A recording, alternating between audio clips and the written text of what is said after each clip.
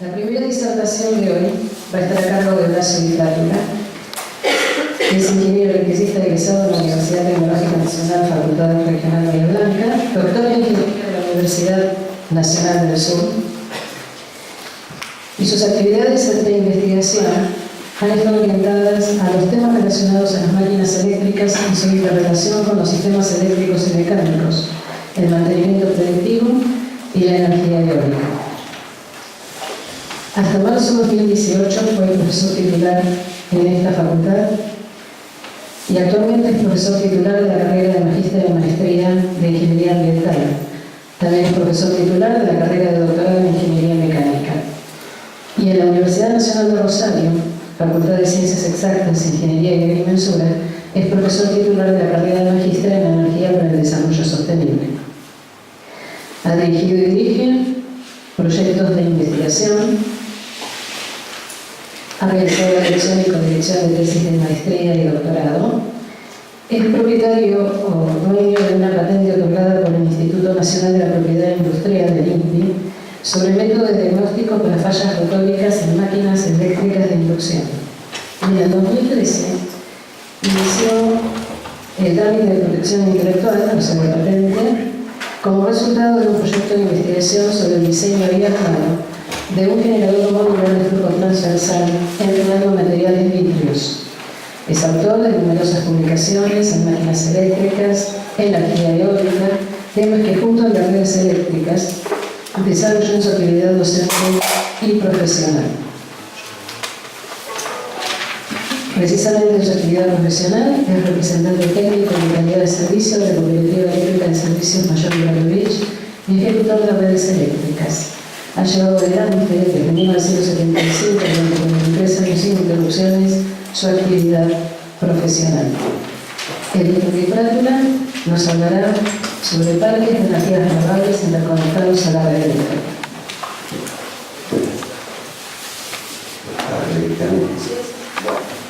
No estoy muy acostumbrado a hablar con el micrófono porque creo que lo puedo dirigir directamente a ustedes sin necesidad de...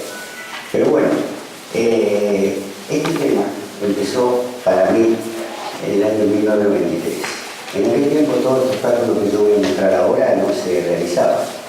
Es más, sabíamos tanto que les podía decir fácilmente que muchas cosas eran como una caja negra, nadie sabía lo que iba a ocurrir. En realidad creo que todos aprendemos. La primera vez que yo vi tuvimos que colocar el parque eólico de Mayor Bertovich, la elección del lugar fue acertada de casualidad. El primer proyecto fue casual y todo en realidad creo que tuvo una gran cuota de suerte. Hoy en día las cosas han cambiado notablemente. Ayer elegieron el nuevo deporte y el parque de deporte estaba generando 80 megas sobre 100. Es decir, las cosas ahora hay que estudiarlas. Y justamente lo que hemos aprendido es que nunca sabemos lo suficiente del comportamiento del parque eólico. Estas son las instituciones que van a intervenir en cualquier procedimiento de conexión de parque eólico. Ustedes inician los trámites en la Secretaría de Energía de la Nación y posteriormente la parte técnica la va a reglamentar, y ya está reglamentada por supuesto, y las presentaciones se deben hacer en la mesa. Cuando se tienen conocimiento, y por eso ustedes vieron ayer que más tarde yo fui invitado justamente porque él puede de alguna manera darle a ustedes todo un panorama de lo que ocurre en el país. Esta es la situación del país en cuanto a parte de generación del medio. He incluido algunas abreviaciones porque yo tengo muy mala memoria para las abreviaciones, fundamentalmente por mí. Es decir, entonces uno las muestra al principio y dice, bueno, cuando la nombre ya necesito nombrarla, porque no me la olvido. Si tengo memoria para otras cosas, pero no para eso. Esta es la localización de los diferentes recursos. Puse todos los recursos porque en realidad todos concurren a la red nacional. Quiere decir, la diferencia técnica que hay entre un emprendimiento eólico y un emprendimiento solar o un emprendimiento de otro tipo está en la reglamentación y en el anexo 40 que lo diferencia del anexo 39. El anexo 40, justamente de cabeza, muestra claramente que los parques eólicos tienen una forma de procedimiento técnico muy diferente. Esta es nuestra situación actual. Esto fue dado por Gamesa hace un mes. Esta información es propia de Gamesa. Esta es nuestra situación con respecto a las energías renovables. No puede estar incluida la hidroeléctrica si no cumple con las condiciones de la Ley de Energías Renovables. Esta es nuestra matriz energética. En las térmicas quedan incluidos tanto centrales de gas como centrales de petróleo, es decir, como vemos, siempre hay una preponderancia de centrales térmicas. Pero hay que desmitificar el hecho de que la gente piensa de que las energías renovables deben reemplazar a la energía térmica. No a la energía térmica. Sí es posible reemplazar el combustible, pero no la energía térmica, y eso lo vamos a ver ahora. Lógicamente, acá menciona la hidroeléctrica. La hidroeléctrica es sumamente importante porque es la que controla los niveles de tensión y frecuencia en el sistema. Resumen del proyecto, esto es renovar, que creo que lo vieron ayer, así que yo lo que sí destacaría es una sola cosa. En el año 2004-2005, año 1997, cuando nosotros pusimos el parque eólico Buratovich, tuve la suerte de que no solamente lo dije, sino que lo escribí y quedó en los congresos. Dije que Bahía Blanca era uno de los mejores lugares para poner energía eólica del país. Tenía todos los ingredientes.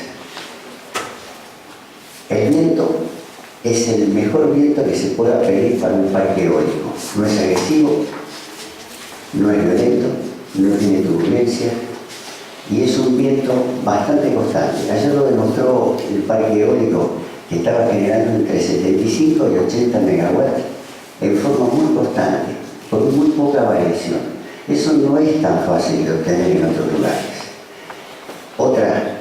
Otra condición de la energía renovable con respecto al recurso. El viento siempre, ustedes se despiertan a la mañana, escuchan al meteorito y dicen noroeste. Y ya lo sabían.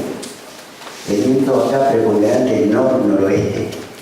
El molino no gira, el molino se para, se enfrenta al viento, y cuando tiene que cambiar, dice sudestada, viento sur, viento frío, genera más o menos viento. Si ustedes miran la rosa de los vientos de Bahía Blanca, se dan cuenta por qué acá es un buen lugar. Otra condición, clase 2, clase 3. En este momento los molinos que vienen probablemente sean clase 3.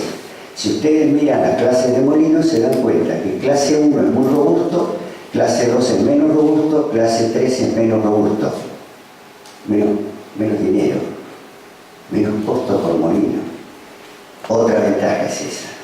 Entonces uno mira toda esa ventaja y dice el puerto. Desembarcamos el molino y lo ponemos. Y lo hicieron bien.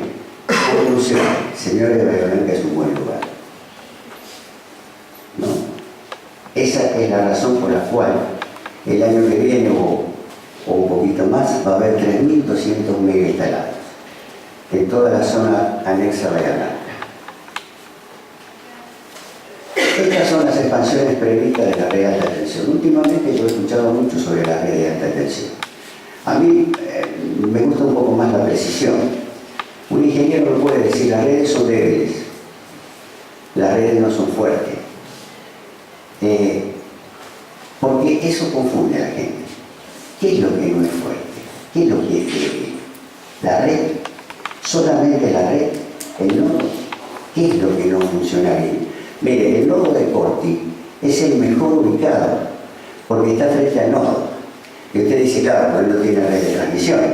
No, porque el nodo es fuerte. Estos son los proyectos renovables adjudicados, autogeneradores. Si ustedes ven, la curva ascendente es lo que se espera para dentro de unos años. La generación eólica no debe estar, sin embargo, y ahí voy a hablar en algo negativo, muy concentrada en un punto. Ya lo hicieron los españoles y ya tuvieron problemas. Es decir, cuando uno concentra demasiada generación en un punto, puede tener un problema de control. de potencia, de control de tensiones y frecuencias nodadas. Entonces, es conveniente un poco más de distribución. La Argentina presenta características de ventaja en cuanto a la posibilidad eólica, en cuanto a la posibilidad solar. Los emprendimientos solares son excelentes también. Y recién me preguntaban cuáles son las tendencias mundiales. Señores, la tendencia mundial es hacia la generación distribuida. Fíjense, yo vengo a hablar de parques eólicos, empecé con parques eólicos, me gustan los parques eólicos, me gusta ver un molino funcionando, soy un gran admirador, pero yo reconozco que la tendencia va hacia la autogeneración. No se necesita red de transmisión, no se necesitan cálculos especiales, pero sí va a tener un problema. Vamos a tener que calcular muy bien la red de distribución, porque ese va a ser el problema y el punto negativo de las cosas.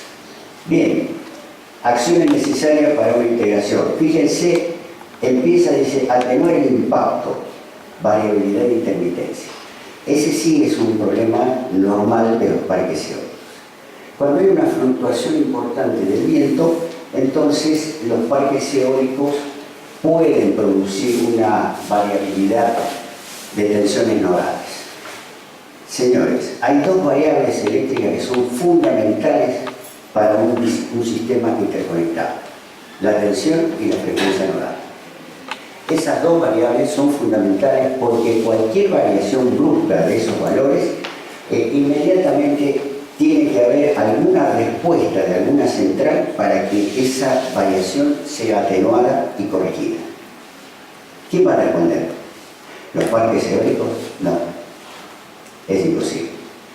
Ya se ha comprobado que el parque eólico no tiene la posibilidad de una respuesta rápida a una variación brusca de potencia. Ustedes dirán, ¿qué maneja cada cosa? Miren, es sencillo. La potencia activa, que es la que ustedes miden por tiempo en sus medidores, esa maneja la frecuencia. Y la potencia reactiva, que es la que le puede llegar a cobrar multa cuando varíe el factor de potencia, esa maneja la tensión. Eso lo maneja una central térmica o una central hidroeléctrica, porque tiene respuesta rápida ante esa situación, pero no un parque eólico. Inclusive, un parque eólico no aporta a un nodo una corriente de cortocircuito importante. La corriente de cortocircuito de un molino es su corriente nominal, o sea, la corriente propia, no más de eso. Fíjense ustedes qué notable. En cambio, una central térmica, cuando sufre un cortocircuito, aporta muchas veces la corriente nominal de la central. Eso se llama potencia de cortocircuito. Ustedes dirán, se descolgó, trajo a colación algo que no tiene nada que ver con la cosa. No, señores, la potencia de cortocircuito del nodo es tan importante que determina el tipo de parque eólico. Es lo más importante. Bien, dice aprovechar, dice toda la energía disponible. Yo diría todos los recursos disponibles. Señores, tenemos que generar todo lo que podamos mientras no destruyamos. Los ingenieros tenemos que acostumbrarnos a pensar de una manera completamente diferente.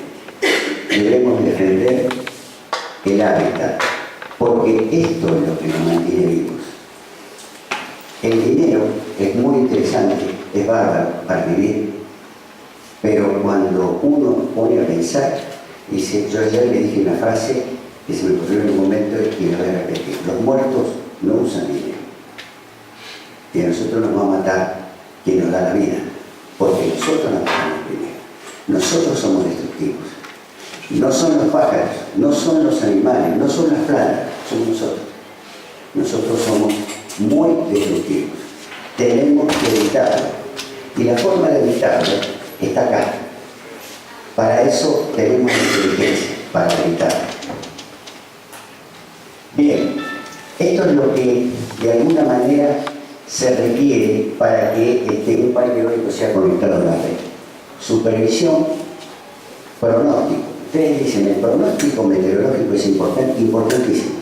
Se está haciendo un seguimiento estricto de las variaciones meteorológicas en todo el país para poder saber con precisión cómo están generando los parques eólicos o cómo van a generar en el futuro.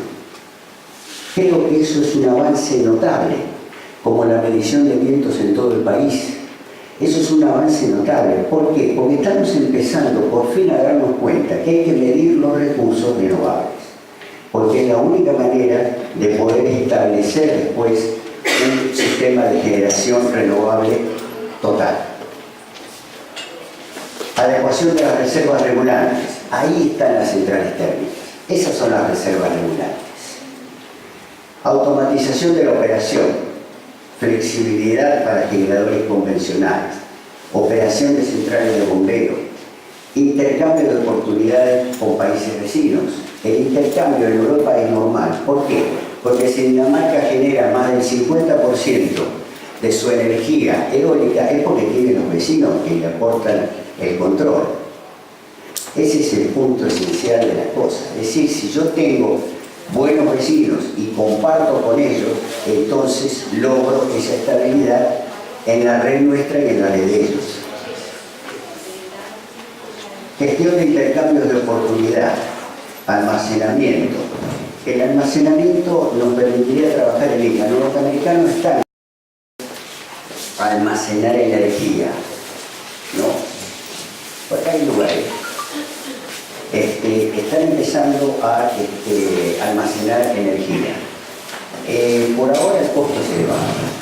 En la generación distribuida se puede hacer una acumulación de energía en la propia vivienda. La gente tiene algún error respecto al tipo de batería. Las baterías de carga profunda son baterías de larga duración, duran 20 años y carga profunda significa que pueden entregar su carga durante 20 horas o más, depende del tipo de batería que utilicen. Y gestión de la demanda, eso sería importante. Quiere decir que estas serían las ideas por las cuales se regiría Gamesa para poder establecer las pautas. Este sería el problema de penetración. Todo el mundo habla de penetración. ¿Qué significa penetración eólica?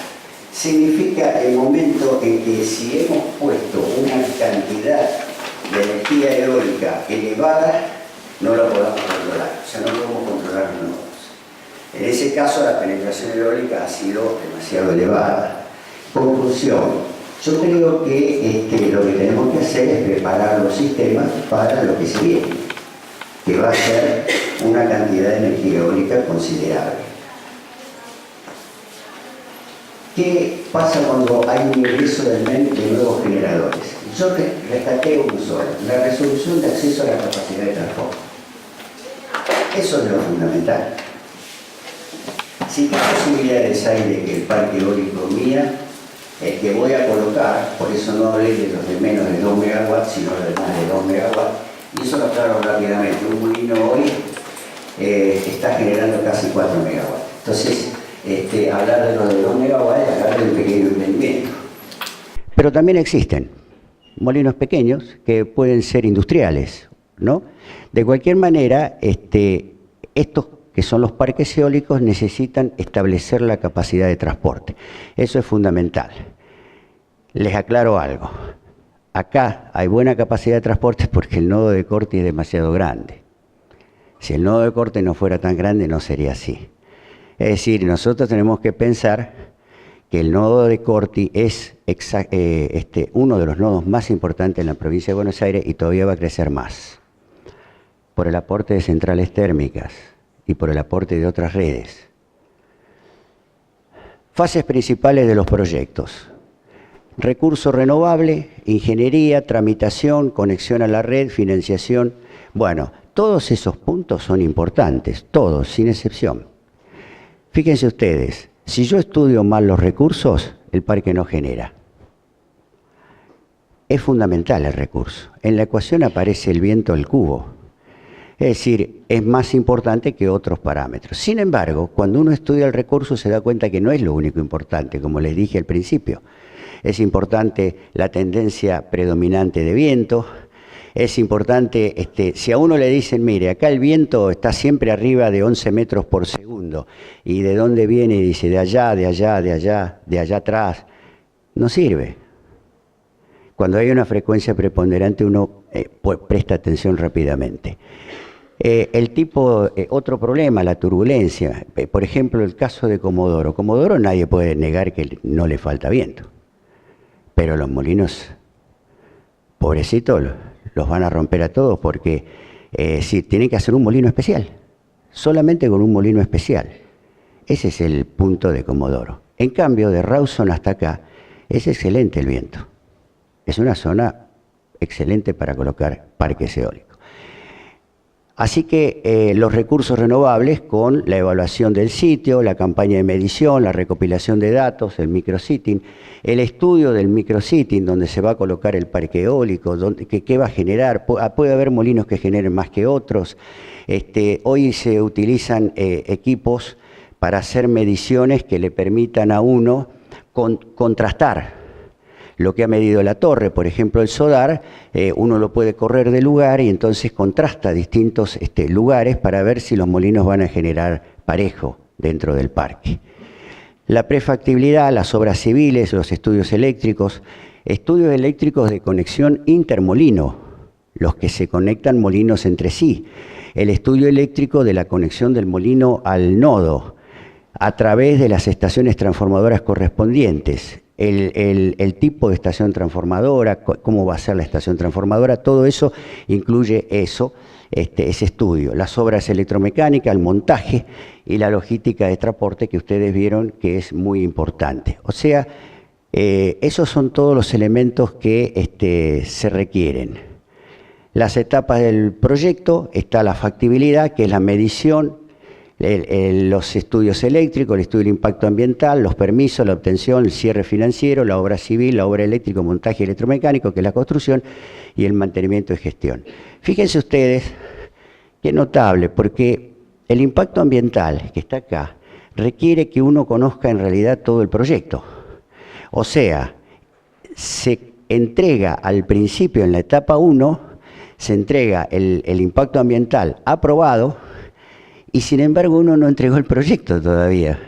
Es decir, esto es como a veces uno da un precio, dice esto vale tanto y todavía no hizo el proyecto. ¿Cómo sabe lo que vale? Si uno no hace el proyecto no puede saber cuánto vale.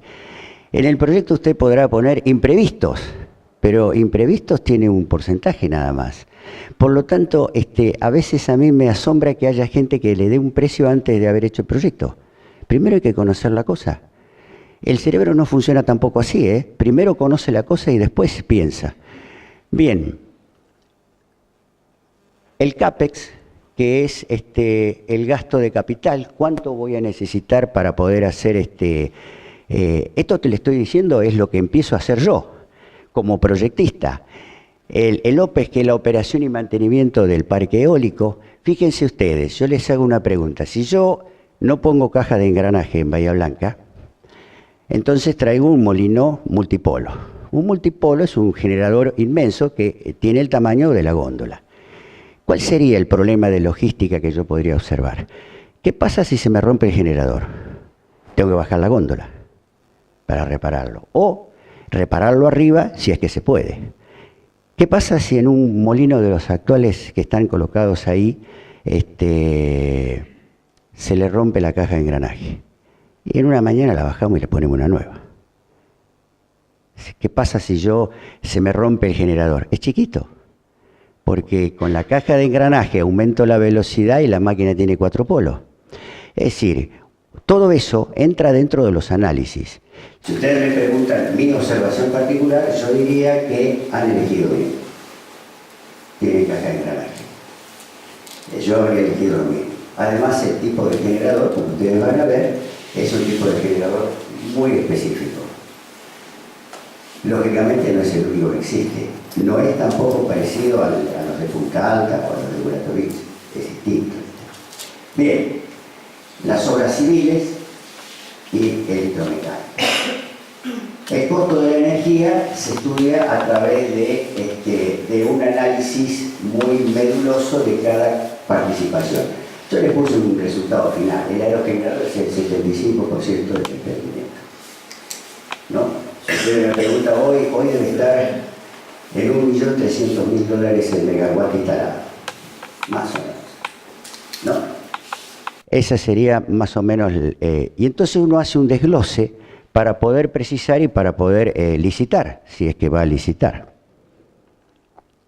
Esta sería la descripción de los elementos. ¿Qué contrato vamos a firmar? La prefactibilidad, la aprobación, el agente del MEN, etapa 1, acceso a la capacidad de transporte. Y estos son los tamaños de los molinos.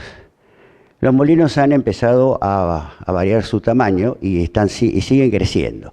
Ese de 12 megawatts es un offshore y si ustedes ven bien tiene una paleta de 200 metros de longitud de diámetro con 220 metros de altura. Bien, estamos llegando a generaciones casi impensadas, a valores casi impensados. Fíjense ustedes, para que tengan una idea, uno de estos, ¿cuántos 600 kilovatios que tenía el que está en la ruta Punta Alta reemplaza? O sea, yo pongo uno y es como si hubiera puesto de los otros, ¿no? El doble, multiplicado más un cero, el doble más un cero. Bien, acá tienen ustedes el anexo 40. Requisitos de ingreso, fíjense ustedes que ya establece desde el principio el anexo 40, que es para parques eólicos, el control de tensión y despacho de potencia reactiva, ¿no? Dice, el parque eólico debe cumplir las obligaciones de entrega y absorción de potencia reactiva de tal manera que en el punto de conexión haya 0,95. Tenemos que pensar lo siguiente. Si hablamos de factor de potencia, tal vez confunde la gente. Hablemos de intercambio de energía reactiva con el nodo, que es mejor. Lo que le está diciendo ahí es que debe entregar o no tomar más de un determinado valor de energía reactiva, comparativamente con la potencia activa generada. Ayer estuve en el nodo de Corti y el factor de potencia era 1, o sea, exactamente al medio. Le pregunté si eso se mantenía y me dijo, siempre es 1. Eso demuestra que los fabricantes han hecho un gran trabajo con el generador eólico, porque nosotros no podíamos garantizar 1 en nuestros pequeños generadores.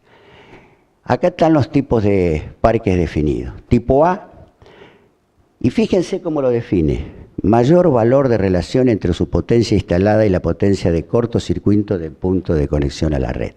Es lo que le dije yo. No lo define, dice tanto tamaño, tanto... No, lo define por relación a la potencia de cortocircuito. Porque CAMESA define las conexiones a redes débiles y a redes fuertes. Y no se refiere a la sección del cable solamente, porque la sección del cable es una parte. Se refiere a la potencia de cortocircuito en el nodo de conexión. Tipo B, en este tipo, dicha relación es de un nivel menor. Y entonces, a continuación, establece las variaciones de velocidad media del viento entre rápidas y frecuentes y establece la variación que debería observarse en el nodo ante una variación rápida o lenta de viento.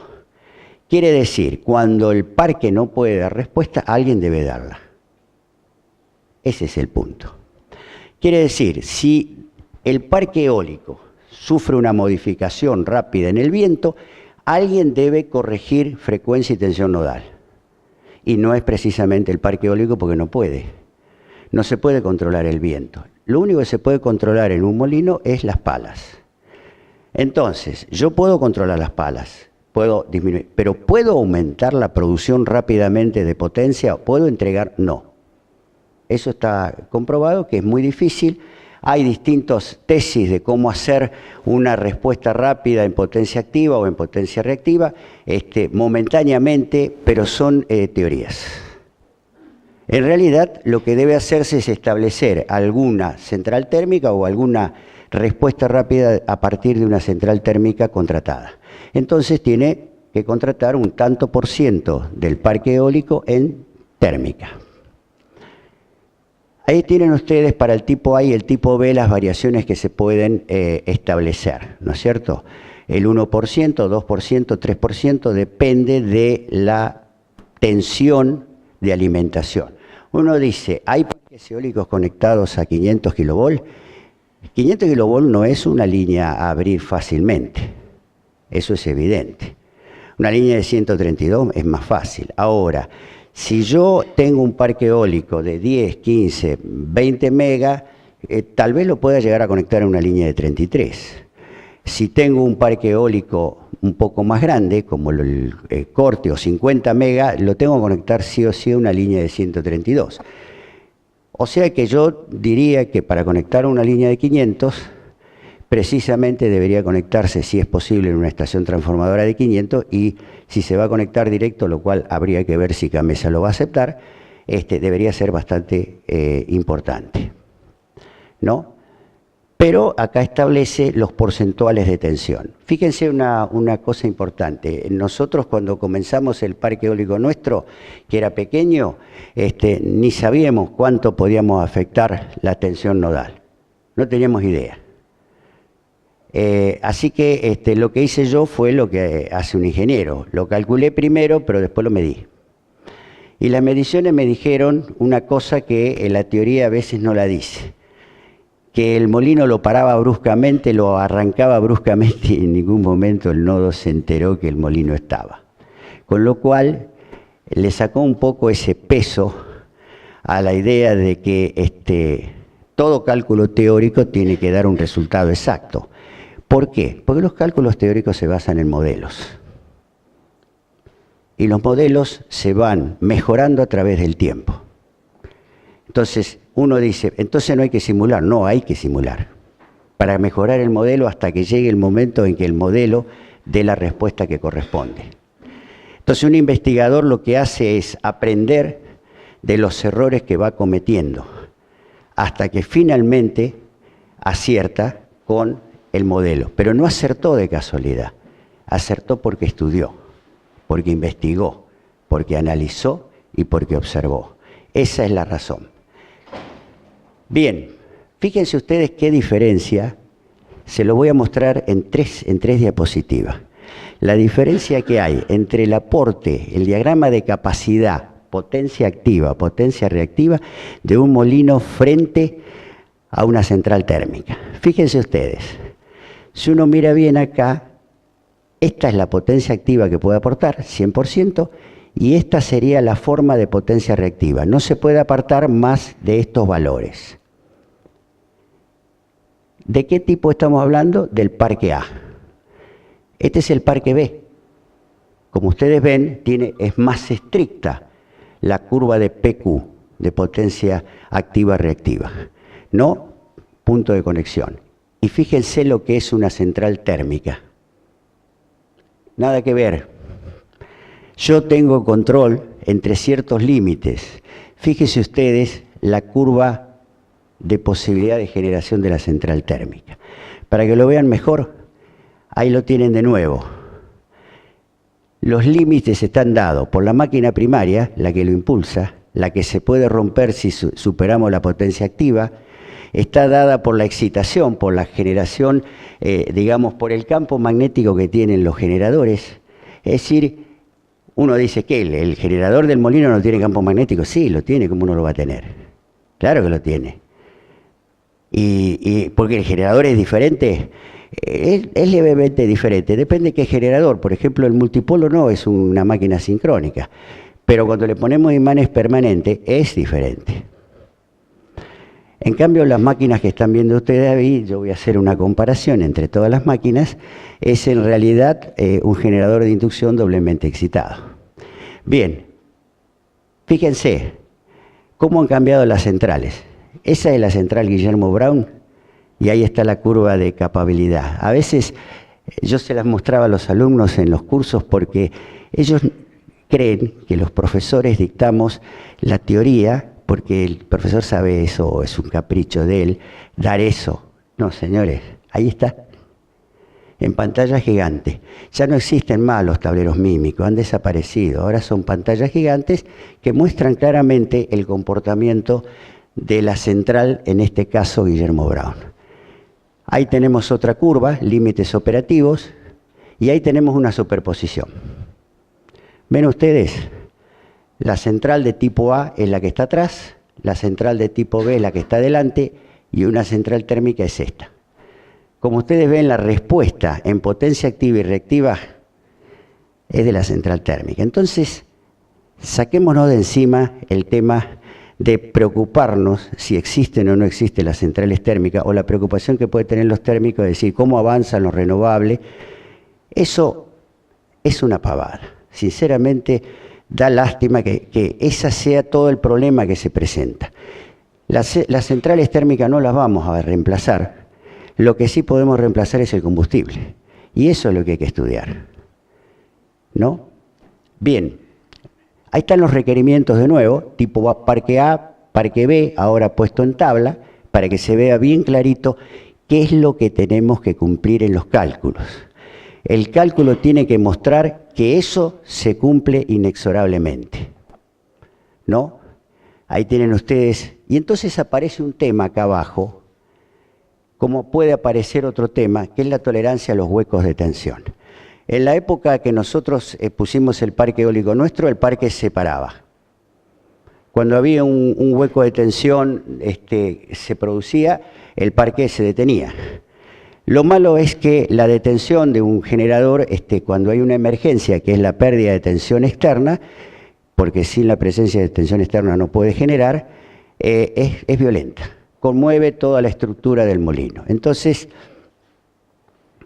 ¿qué hicieron? Como este problema no existe solamente en la Argentina, porque obedece a llaveos de líneas, obedece a reconectadores o a sistemas de protección, o a transformadores cuando hacen los cambios de punto de conexión, entonces lo que hicieron fue mejorar los molinos con respuesta a esto.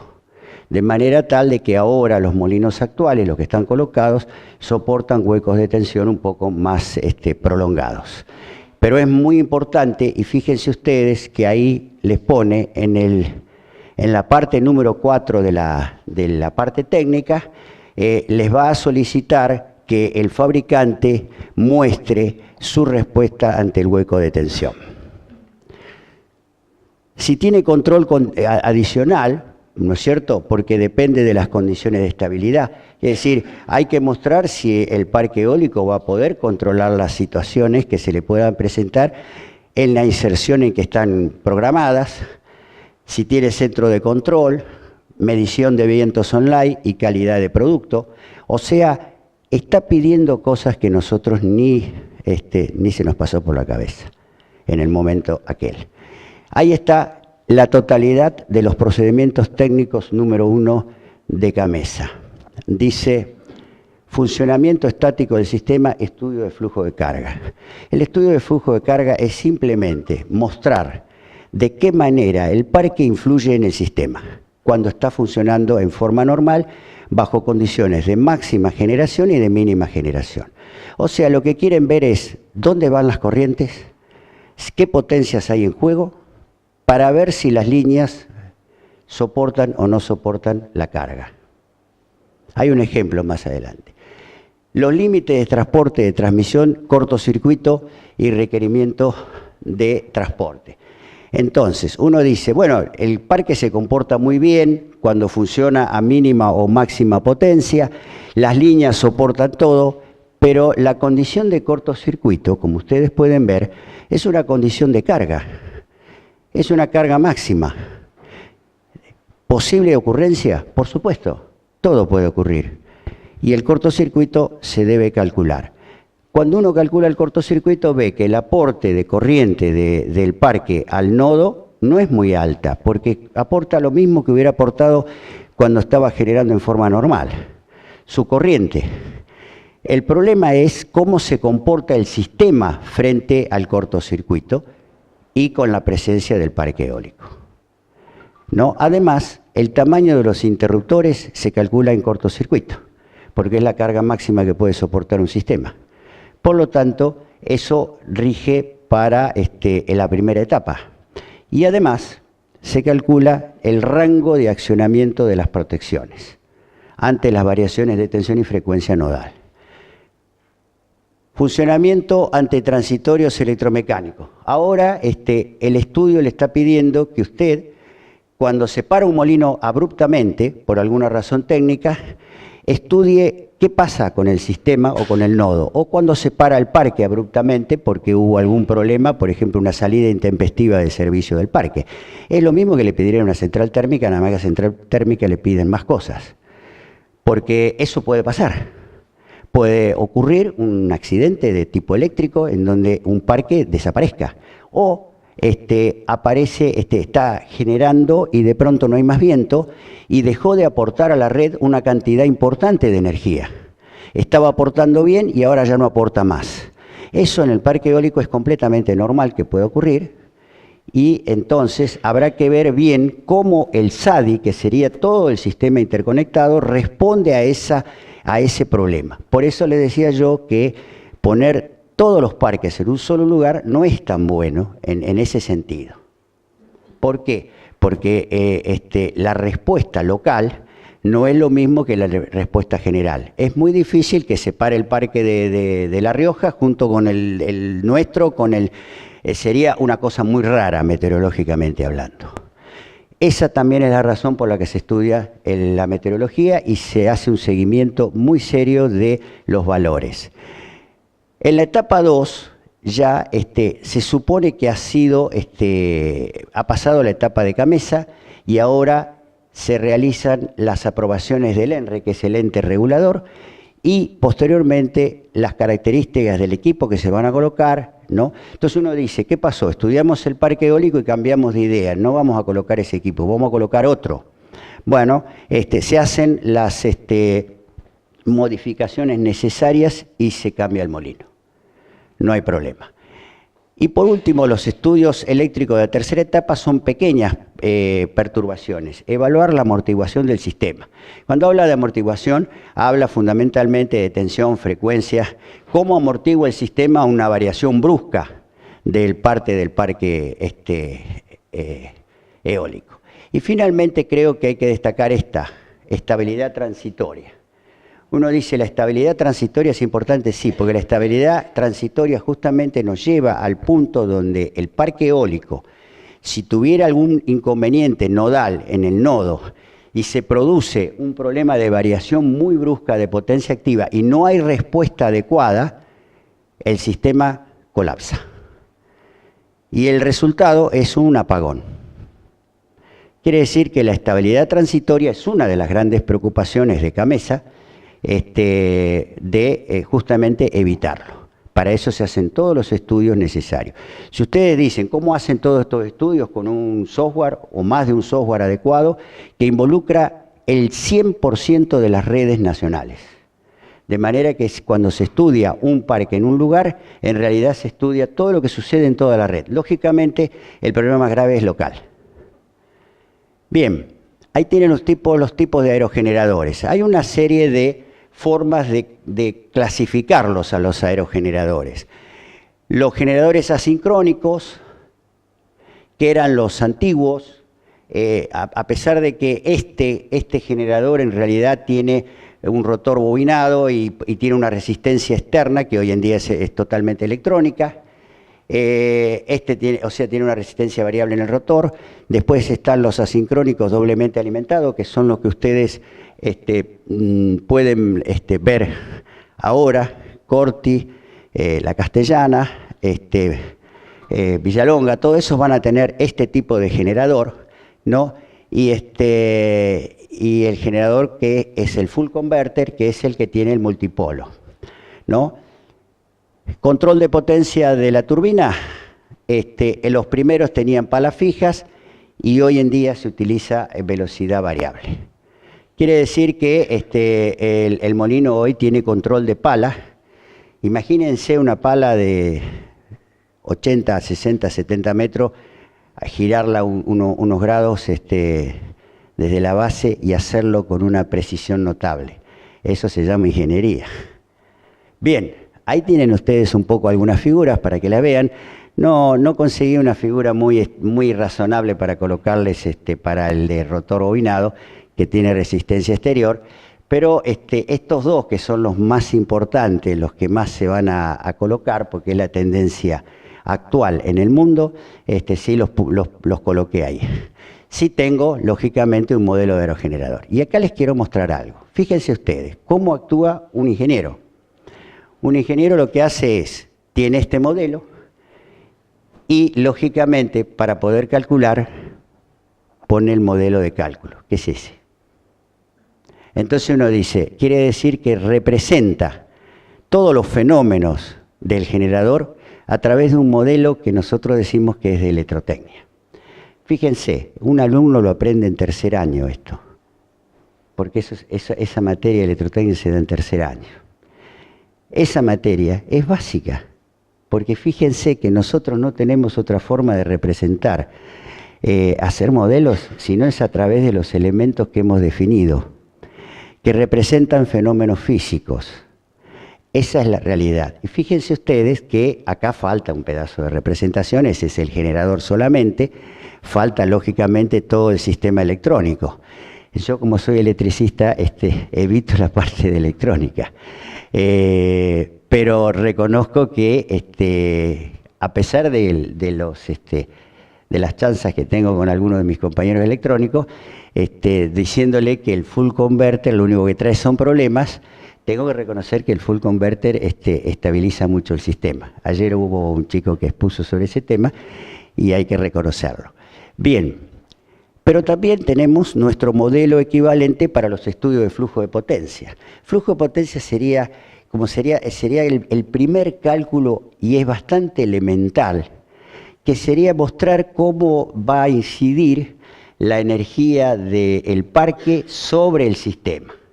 De qué manera se van a comportar las corrientes, la potencia, la tensión, la frecuencia, cuando yo ponga el parque y todo esté bien. No tiene fallas, no hay transitorios, no hay violencia, nada de eso. ¿Qué voy a poner? Y voy a poner el estado de máxima generación y el de mínima generación. Lógicamente, el parque no obedece a la carga. Y ese es otro de los aspectos que debemos considerar. Cuando uno tiene baja carga, ¿qué hace? Baja la provisión de energía de las centrales térmicas. Pero yo, ¿por qué tengo que bajarla del parque eólico que justo ahora tiene un montón de viento? Lo dejo que siga generando y bajo las centrales térmicas. ¿No es cierto? O sea, yo no puedo agarrar y sacarle el perfil de pala al viento porque la carga bajó. Lo dejo generar. Ahora, si alguien me lo pide, me lo solicita al despacho de carga unificado y me dice, por favor, baje la provisión de energía del parque, puedo hacerlo. Lo que no puedo hacerlo es si me dicen, suba, no puedo. Bien. Bien, ahí tienen ustedes los tipos. ¿Por qué incluí esto? Por las tendencias. Las tendencias son importantes. Fíjense, este va en decadencia, es lógico, ese es el molino del año 97, no ha mejorado el full converter, este es el otro, va en decadencia, y el único que realmente presenta una forma ascendente es el de doble bobinado, el que en este momento están colocando. A mi criterio es el mejor generador que se podía haber elegido. Fíjense ustedes que desde el punto de vista de generación para un eléctrico es atípico. Porque un eléctrico cuando habla de generar dice, es una máquina sincrónica, que es la que tienen todas las centrales térmicas. Esta no es. Esta es, para que ustedes lo sepan, es el motor que hay en su casa, nada más que tiene bobinado en el rotor y es controlada la frecuencia rotórica. Esa es la diferencia. Flujo de carga. ¿Qué permite? El objetivo del cálculo solicitado. Perfilar, obtener todos los parámetros cuando el sistema funciona bien y perfilar la tensión en la red y conocer su potencia activa y reactiva en cada punto. Los resultados que permiten determinar la carga por ramas con el fin de verificar sobrecargas, intercambio de energía de la fuente generadora y pérdidas totales o ajuste del despacho de generación. Eso es lo que permite el flujo de carga. Por lo tanto, es lo primero que se hace. ¿Qué permite el cortocircuito? Definir la potencia de ruptura de los interruptores, permitir establecer un sistema de protección y establecer la potencia de corto en el punto de cálculo y determinar la corriente de tensión nodal, post falla. O sea, el comportamiento después que terminó la falla.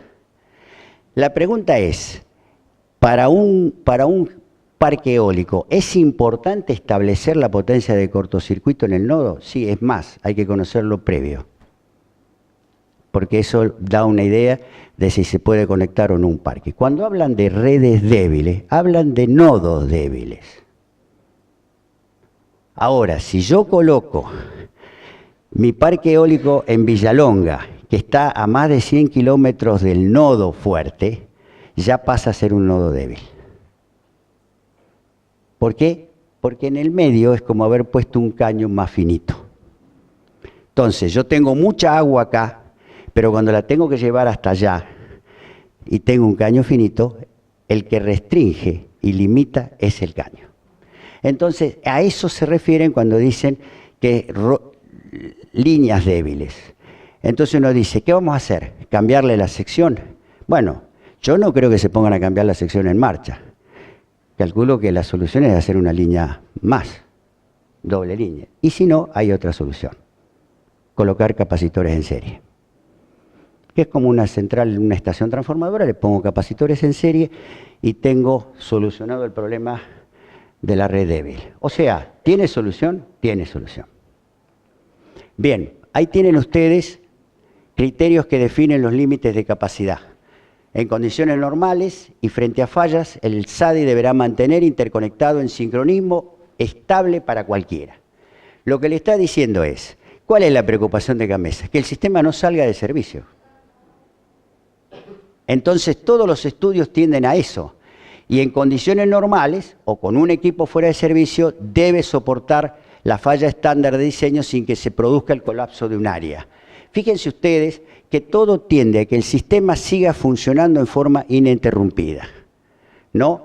Así que cuando se indica que el sistema debe soportar la falla de diseño, debe entenderse que luego de la falla, y con posterioridad a la actuación de los recursos de control, el SADI arriba una condición estacionaria estable. Fíjense lo que dice, sin oscilaciones, con un perfil de tensión aceptable y flujos de potencia por línea y cable debajo del valor que asegure su plena su pleno desarrollo, ¿no? Y si uno agrega esta frase, dice que no exista riesgo de desconexión, le está diciendo cuál es la preocupación, ¿no? Esto no es solamente para un parque eólico, los parques térmicos también. Los transitorios mecánicos y electromecánicos se evalúan. Entonces, a esta altura ustedes empezaron a dar cuenta de que ya no es en ningún momento un azar colocar un parque eólico. Esto requiere estudio, preocupación y análisis. Ahí tienen un ejemplo de cálculo. Ahí tienen un parque eólico dibujado bien al estilo eléctrico, no geográfico como le gustaría verlo a la gente, donde muestra la presencia de la estación transformadora, los molinos, la interconexión entre los mismos, le da las bases de datos y la topología del sistema, le está diciendo, señores, mi estudio se va a basar en este diagrama, con estas conexiones, estos son los datos importantes, esta es la topología, está informando al lector, que va a ser seguramente un especialista, le está informando cómo va a ser su cálculo. Y después lo hace, ¿no? Entonces, le dice, este es mi escenario de cálculo. Y con el escenario de cálculo le dice, y este es mi sistema interconectado. Acá están todas las líneas que voy a tener. Todo esto está metido en el software. Y después le empieza a decir, voy a estudiar con escenario todas las bandas horarias, lo estacional, los parques eólicos proyectados en la zona. ¿Por qué? Porque me van a decir, mire, agregue el suyo, pero ya están agregados otros acá, que son los anteriores al suyo.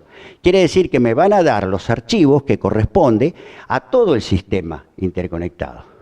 Y yo tengo que agregar el mío a eso. Así que mi estudio va a tener que contemplar sí o sí haber agregado mi parque eólico a eso. Y entonces uno hace el flujo de potencia y lo deja establecido en un diagrama de este tipo y le dice, señores, acá hemos encontrado que hay puntos de sobrecarga. Esos puntos de sobrecarga tienen dos posibilidades. O se solucionan a través de alguna obra o o no puedo poner el parque. ¿Qué me va a decir Camesa si encuentro puntos de esos? Me va a decir, haga la obra. Y va incluido en los costos del parque. Si es posible, señores, la Castellana hizo 40 kilómetros de línea de 132. Eso va incluido en el precio. ¿O no? Ahora, esa obra no existía. Esa obra es un avance, porque le estamos haciendo hacer a un privado que, si bien está colocando un parque eólico y va a tener su retribución, le estamos obligando a hacer una obra que en realidad le correspondía hacer a otro. Porque no nos equivoquemos, las líneas están concesionadas, no son propiedad ni de Trasva ni de ninguno, son propiedad del Estado. Entonces, eso es un avance. Y lo hizo. Y no solamente hizo eso, hizo un campo más en Los Chañares.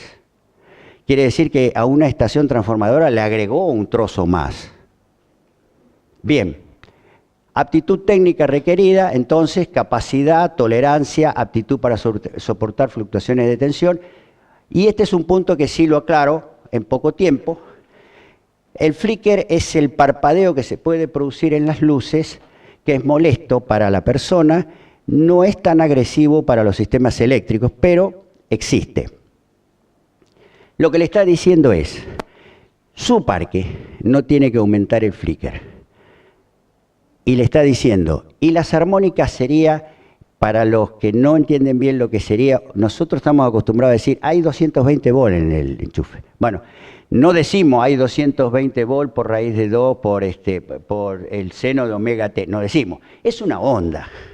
Lo que le está diciendo es que la onda sea una onda perfecta y no sea una onda así. Eso es lo que le está diciendo. Dice, no quiero que usted me deforme las ondas de tensión en el nodo. Porque entonces, si la onda de tensión está deformada, las corrientes están deformadas. Las pérdidas son mayores, los sistemas no funcionan tan bien y hay pérdidas hasta en las conexiones. Entonces, usted no puede hacer eso. ¿Se dan cuenta? Bien. Ahí están las conclusiones. El país dispone de potencial eléctrico, es cierto. En 5 años de generación va a crecer significativamente, no cabe la menor duda. Las normativas vigentes, anexo 40, y las prácticas técnicas número 1 y número 4 son las soluciones técnicas más eficientes.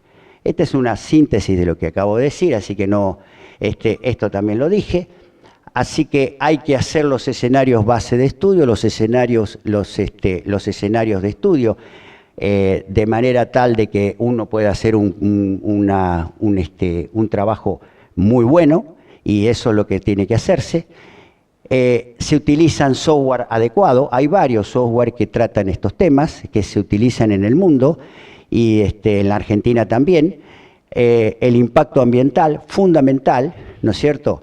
Todos los elementos deben ser estudiados, desde el momento en que se inicia la etapa de movimiento de tierras hasta cuando se desechan los molinos. Fíjense, etapa de abandono, ¿no? Y yo diría que, como el impacto ambiental debe presentarse primero, les aclaro algo.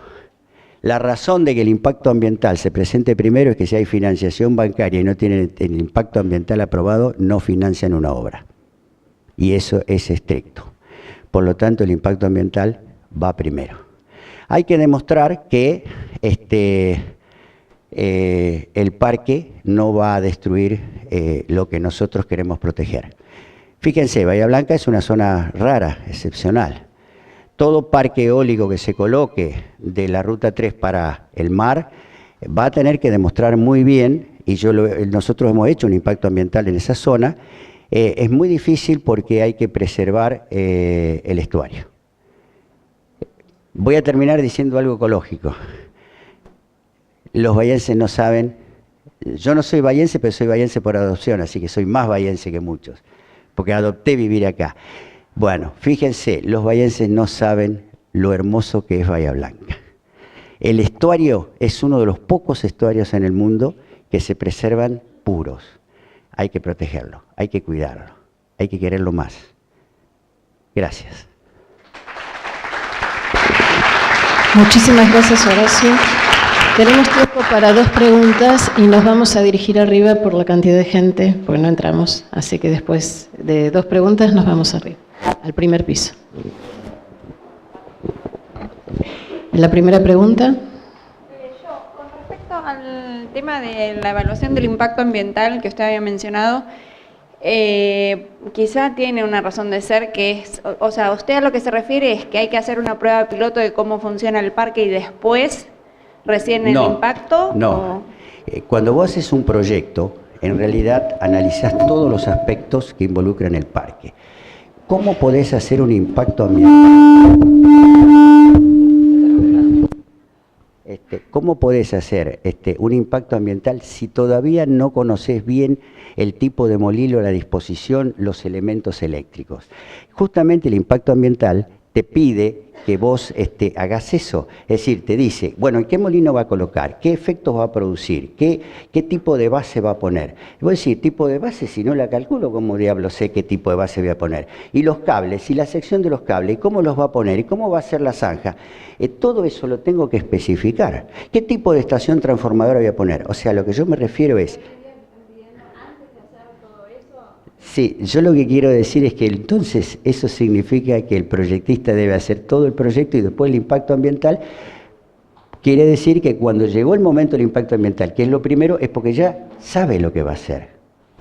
Ya hizo todos los cálculos. Y si no los hizo, no puede ser impacto ambiental, porque si no es copia-pegue. Si no, entonces es escritura nada más. Yo creo que hay que conocer lo que uno va a hacer para hacer un impacto ambiental. Tiene que conocer la zona, tiene que conocer el acuífero, tiene que preocuparse por todos los aspectos que van a rondar el parque. Es decir, y estoy hablando a favor de la zona. ¿Quién conoce mejor la zona que los que viven acá? El impacto ambiental lo tendría que hacer alguien de la zona. No tiene que venir un tipo de allá que está sentado en un escritorio y está leyendo un libro de cómo es Bahía Blanca. Es lo mismo que yo digo, hay que rescatar a los ingenieros de acá. ¿Quién puede hacer mejor un proyecto eólico que nuestros ingenieros de acá? Para eso tenemos 2 universidades. Fíjense ustedes, yo les voy a revelar algo que es notable.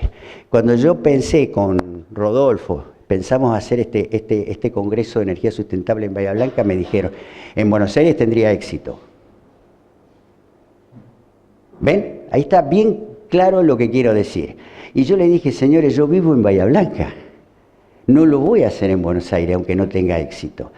Señores, las cosas, cuando uno se decide hacerlas, hay que hacerlas. En este sentido, yo digo, acá hay mucha gente que estudia ambiental. ¿Por qué no pueden hacer ellos el impacto ambiental? Si ellos conocen bien Bahía Blanca. Y van a defender mejor Bahía Blanca que lo pueda defender alguien que solamente estudió impacto ambiental. Es decir, yo creo que nosotros tenemos en Bahía Blanca otra de las cosas importantes, que es la capacidad de inteligencia suficiente y las universidades que preparan a sus alumnos para que puedan hacer esas cosas. Tenemos alumnos desparramados por todo el país, ¿por qué no podemos hacer lo nuestro? ¿Ve que los congresos se pueden hacer acá también? No solo en Buenos Aires. Bien. La próxima pregunta.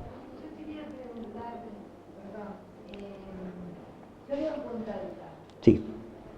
Los molinos que están en este momento, que son viejos. Sí, ahora son viejos. Cuando los colocaron eran nuevos, ¿eh? No, sí, le quiero decir, mucha gente dijo, lo que pasa es que colocaron molinos viejos en aquel entonces. No, ese era el estándar de aquel entonces. Es como si ahora, dentro de 10 años, dicen, estos son viejos. Lo que pasa es que nosotros hablamos y los europeos fabrican. Sí, lo que creo que pasó es que la gente no estaba preparada para el mantenimiento. No, lo que pasó fue otra cosa. Claro, en ese momento el dólar valía $1. Digamos, importar una caja de engranaje eran 30.000 pesos. Hoy en día son $30.000. La cosa cambia. Entonces, la única forma o solución es la que están proponiendo. Traemos la fábrica acá, ponemos todo acá. Necesitamos hacer los repuestos acá. Creo que la gente la gente no estaba preparada para entender lo que era un molino. Es decir, lo vimos nosotros y no lo vieron ellos. No se apoyó y usted ve lo que pasó. Mire, cuando se puso el parque de Mayor Buratovich en el 97, yo fui a dar una charla a Montevideo porque estaban sorprendidos que una cooperativa eléctrica hubiera colocado 2 molinos. Yo les quiero decir, nadie les rindió pleitesía a las cooperativas eléctricas que fueron las pioneras en la energía eólica. Nadie dice, gracias a esos señores que se preocuparon e hicieron los primeros parques eólicos, ahora volvió a prender la cosa. Y teníamos razón. Era una solución y va a ser una solución en parte. No digamos que es total. Fíjense, en Montevideo estaban sorprendidos. Hoy Uruguay tiene más energía eólica que nosotros, Brasil no tenía nada y hoy tiene más energía eólica que nosotros, Chile no tenía nada y tiene más energía eólica que nosotros. Señores, ¿qué hicimos durante todo este tiempo? ¿Mirar cómo los vecinos hacían lo que correspondía? Eso fue lo que hicimos. ¿Siguen aún parados los de? Lamentablemente yo no creo que vuelvan a marchar. Nosotros queremos remozar, porque los molinos se pueden remozar. Esa es otra ventaja que la gente no sabe. Es decir, ayer estaba hablando justamente de eso. Buratovich quiere hacerlo, quiere licitar, digamos, el ayornamiento de los molinos. Hoy en día uno agarra, saca la góndola entera con pala y todo y le pone una nueva góndola con todo nuevo y tiene un molino nuevo. Eso se puede hacer. Y la torre queda, porque la torre no se estropea mucho. Entonces, y aparte está bien asentada, no ha tenido inclinaciones, no ha tenido ningún tipo de problema, no hay razón. Si uno me pregunta, ¿conviene arreglarlos? No sé si conviene arreglarlos, porque el tema es que es probable que la mayor parte de las piezas no se fabriquen más, aunque no es descartable arreglarlos, porque en una de esas uno averigua los repuestos y le dice, mire, la caja de engranaje sí hay, esto hay, las palas también, todo, y se puede cambiar. Ahora, si usted me pregunta, ¿se estropearon? Y estando parados se estropea. No hay maquinaria y los mecánicos lo saben bien, las cajas de engranaje se marcan y bueno, el nuestro parece estar buena la caja de engranaje, la hemos revisado con luces, hemos visto bien, parece que no tiene daño, pero parece es una cosa. Hay que hacer una buena valoración. Hay que hacerlo girar y ver, lo que pasa es que nadie se anima porque el generador está desconectado y se puede embalar. Esos molinos se embalaban, estos no, pero aquellos sí. Bueno, los invito a pasar al primer piso.